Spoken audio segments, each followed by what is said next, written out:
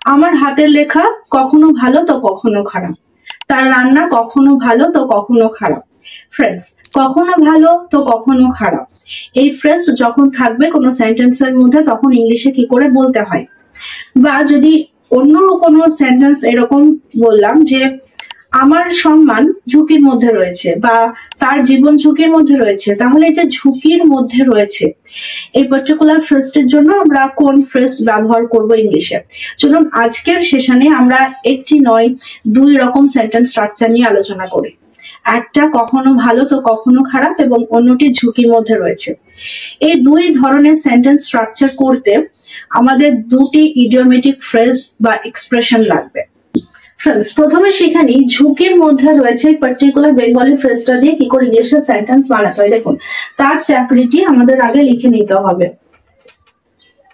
His job, যেহেতু his job singular সেই কারণে হিজ লিখলাম। তার জীবন, হিজ লাইফ ইজ, নিচে আছে কি আমার সম্মান ঝুঁকির মধ্যে রয়েছে, মাই অনার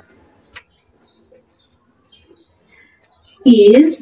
দেখুন, এবার ঝুঁকির মধ্যে রয়েছে এই পার্টিকুলার যে ফ্রেজটা আছে বেঙ্গলিতে, এর জন্য আমরা লিখব on the line. On the line কি লিখবো? On the line.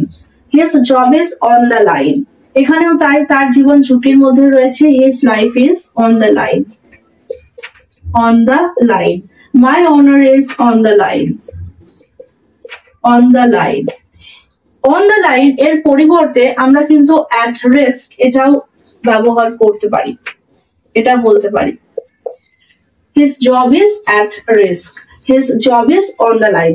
So friends, কোনো কিছু ঝুঁকির মধ্যে রয়েছে এটা বলতে গেলে আমরা অ্যাট রিস্ক বলবো, অথবা ইডিওমেটিক ফ্রেজ ব্যবহার করতে পারি অন দ্য লাইন।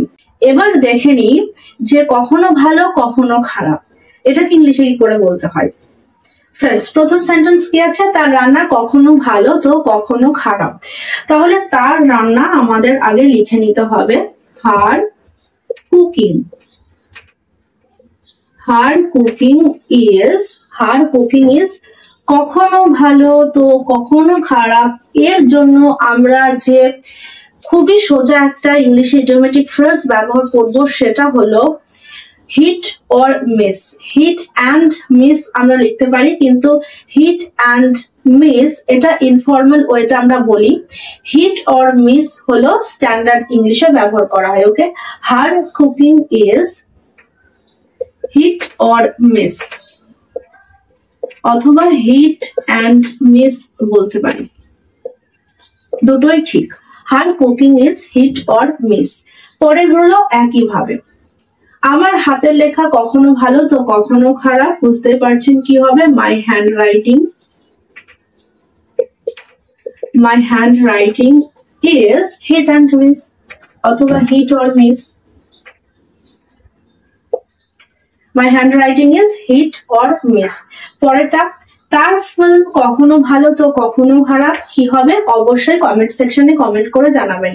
এখানে ফিল্ম আছে, কিন্তু এটা আমাদের সিঙ্গুলার করলে হবে না, প্লুরাল করতে হবে, কারণ একটা ফিল্ম দিয়ে আমরা কখনো ভালো কখনো খারাপ এটা বিচার করতে পারবো না, সেই কারণে কি হবে? ফিল্মস হবে। ওকে, সো ফ্রেন্ডস, আজকে শেষে আমরা শিখে নিলাম কখনো ভালো তো কখনো খারাপ এবং ঝুঁকির মধ্যে রয়েছে এই দুটো বেঙ্গলি ফ্রেজ দিয়ে কি করে ইংলিশে বাক্য বানাতে হয়, এবং অবশ্যই তার সাথে শিখে নিলাম দুটো খুব সুন্দর ইংলিশে ইডিওমেটিক ফ্রেজ বা এক্সপ্রেশন।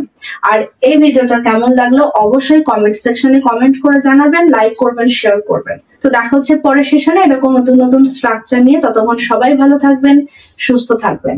Thank you.